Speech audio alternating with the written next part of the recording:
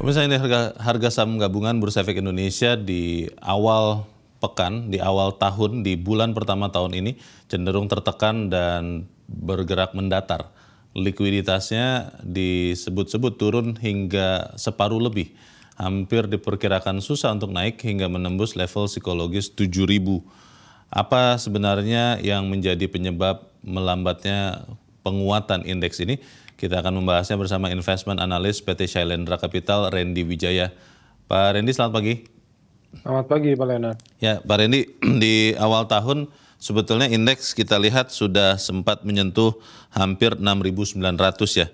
Ini saya melihat chart year to date, Pak. Tapi di perjalanan waktu sempat turun ke 6.600-an atau bahkan 6.584 dan sekarang sudah kembali menjelang 6.900. Sekarang sudah kena. Pertanyaannya, kenapa kemudian penguatan yang terjadi di awal yang hanya beberapa hari itu kemudian langsung diikuti pelemahan, Pak Randy? Ya, kalau mungkin kita melihat performa IHSG di awal tahun ini sebenarnya mungkin berkaitan dengan kinerja di tahun lalu juga gitu. Memang sepanjang tahun 2022 kalau kita lihat kinerja IHSG di-compare dengan mungkin indeks di regional, bisa dibilang IHSG menjadi salah satu yang memiliki performa terbaik sepanjang tahun lalu gitu. Jadi basically bisa dibilang untuk market-market regional ini lebih underperform ya dibandingkan IHSG di tahun lalu gitu. Sehingga di awal tahun mungkin investor juga melihat bahwa valuasi IHSG ini udah cenderung lebih mahal dibandingkan dengan peers gitu, sehingga investor-investor asing juga cenderung berpindah ke market yang secara valuasi cenderung lebih menarik seperti itu. Ya, kalau kita lihat di awal tahun ini sempat ada di akhir tahun lalu, Pak Randy, saya ingat akhir tahun sampai awal-awal tahun ini sempat ada koreksi cukup lumayan di saham sektor perbankan. Big caps itu Bank Mandiri, Bank BRI, BCA, itu semua koreksi. Tetapi kalau kita lihat 1-2 hari belakangan rebound terjadi dan ini disebut-sebut juga masih akan tetap menguat lagi. Beberapa investor bingung karena melihat sebetulnya harga sekarang itu mendekati harga tertinggi sepanjang umur, all time high. Kalau Anda lihat sektor perbankan ini seperti apa ya Pak Randy? Apakah memang masih bisa menjadi penopang indeks atau justru harus hati-hati? Ya, kalau kita lihat untuk sektor perbankan sebenarnya penurunannya memang bisa dibilang wajar begitu ya, karena tahun lalu kita banyak mendapatkan net foreign inflow dan itu mostly larinya ke sektor perbankan, yaitu bank-bank besar karena market cap yang jauh lebih besar dibandingkan dengan saham-saham lainnya. Jadi itu biasanya menjadi pilihan utama investor asing, sehingga ketika kemarin mereka juga pull out dari market kita, sebenarnya itu juga menjadi saham yang paling terkoreksi gitu ya, bisa dibilang sepanjang penurunan kemarin. Nah, apakah kenaikan ini masih bisa berlanjut? Kalau kita lihat dari potensi tingkat suku bunga acuan yang juga relatif dari BI ya, kita lihat stance-nya lebih untuk menahan atau cenderung turun, sebenarnya ini justru akan lebih positif juga untuk sektor perbankan, karena mungkin nantinya biaya bunga yang perlu dikeluarkan perbankan bisa lebih turun dan kinerjanya bisa membaik di tahun 2023. Oke, jadi kalau melihat penguatan sektor perbankan, big caps, banking sekarang ini, apakah itu artinya investor boleh kembali mengoleksi, Pak, boleh mulai beli lagi, atau yang sudah profit sebaiknya profit taking saja? Oke, kalau misalkan kita melihat indeks secara keseluruhan, sebenarnya kita lihat memang untuk di semester 1 2023 ini yang akan perform cenderung lebih selektif gitu ya.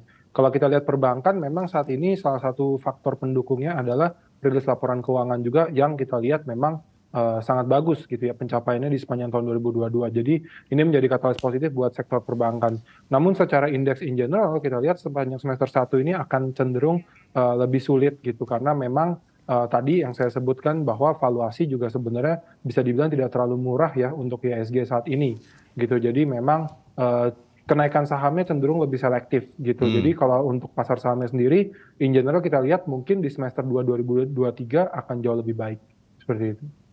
Jadi boleh masuk atau tahan dulu, Pak, untuk banking?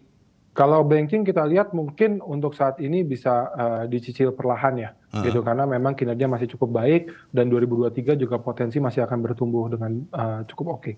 Oke, bicara investor asing, Pak, di Bursa Efek Indonesia kan sebenarnya sudah in terms of value atau porsi dana yang dimasukkan sudah kalah ya dibandingkan investor domestik, tetapi kita sering merefer atau mengacu ke situ dan data menunjukkan year to date di 2023 ini investor asing masih tercatat net outflow Pak, sekitar 3,7 Iya. triliun rupiah.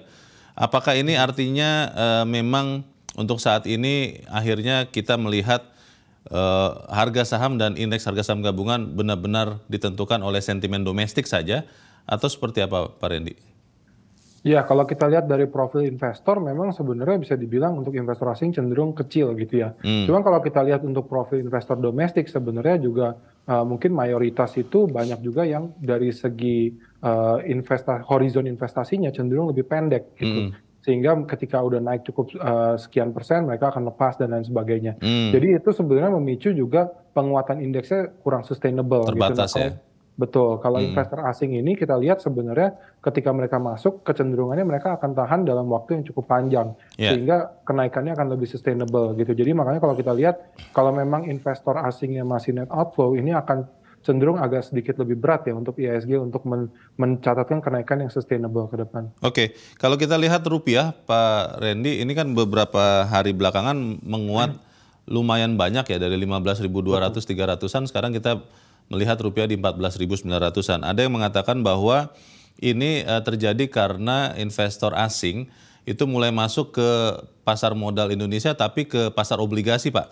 Ini terlihat dari yield obligasi pemerintah Indonesia, baik yang dinominasi rupiah maupun dolar, itu yieldnya turun 30, hampir 30 dan hampir 15 points dari awal tahun.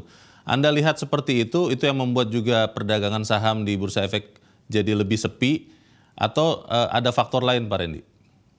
Ya, kalau kita lihat memang sebenarnya itu bisa menjadi salah satu faktor gitu. Kenapa? Karena kalau kita flashback ke tahun 2022, Mm, pasar saham kita mendapatkan net inflow dari investasi asing.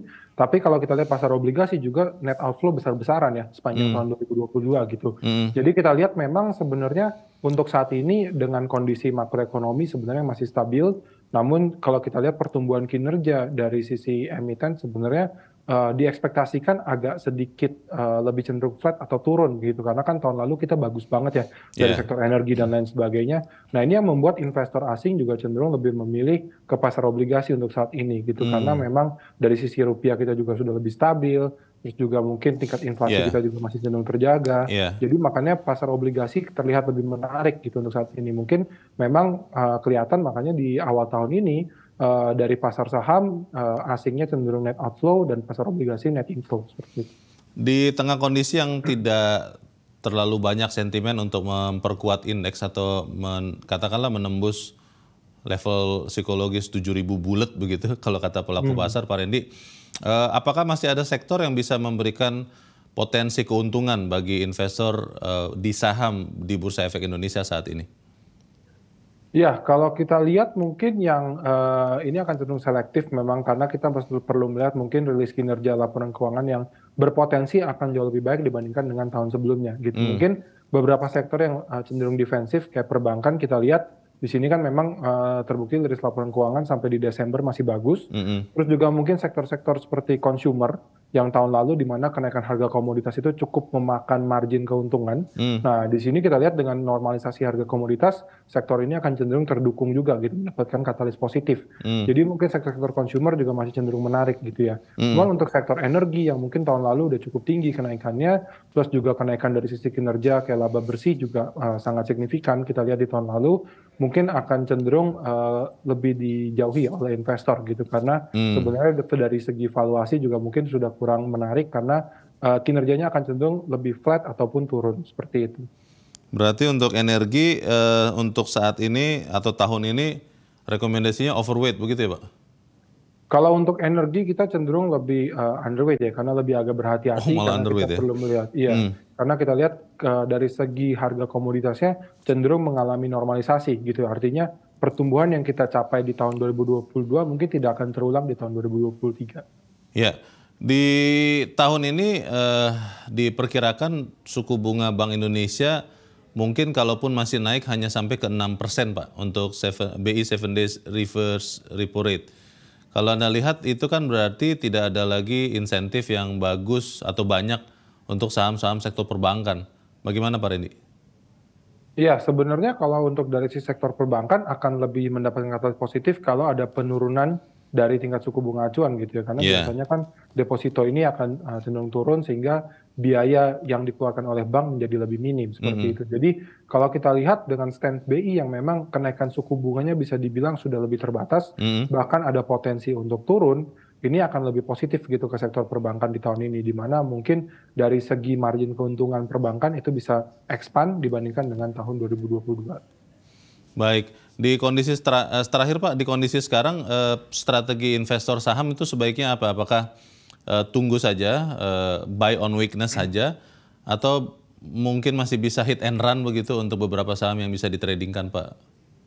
Ya, kalau kita lihat mungkin untuk sektor-sektor yang lebih defensif ini bisa mulai dikoleksi gitu ya, terutama kayak tadi consumer, Mhm. mungkin saham-sahamnya seperti ICBP dan juga mungkin ada Mayora di sana. Mhm. Nah, itu yang kita lihat kinerjanya masih akan berpeluang baik ke tahun 2023 Mhm. gitu. Sedangkan untuk mungkin yang lainnya seperti mungkin energi atau komoditas mungkin bisa dijauhi terlebih dahulu gitu, karena kita lihat memang dari harga komoditasnya masih cenderung mengalami normalisasi gitu. Jadi ini agak cenderung harus lebih berhati-hati dan memang kenaikan dari saham-saham di sepanjang semester 1 ini akan sangat selektif gitu ya. Mungkin dari rilis laporan keuangan yang akan menjadi katalis positif gitu. Baik, kita akan ikuti pergerakan saham atau Bursa Efek Indonesia ini seperti apa. Untuk saat ini terima kasih investment analyst PT Shailendra Capital, Randy Wijaya. Terima kasih Pak Randy, selamat pagi. Selamat pagi.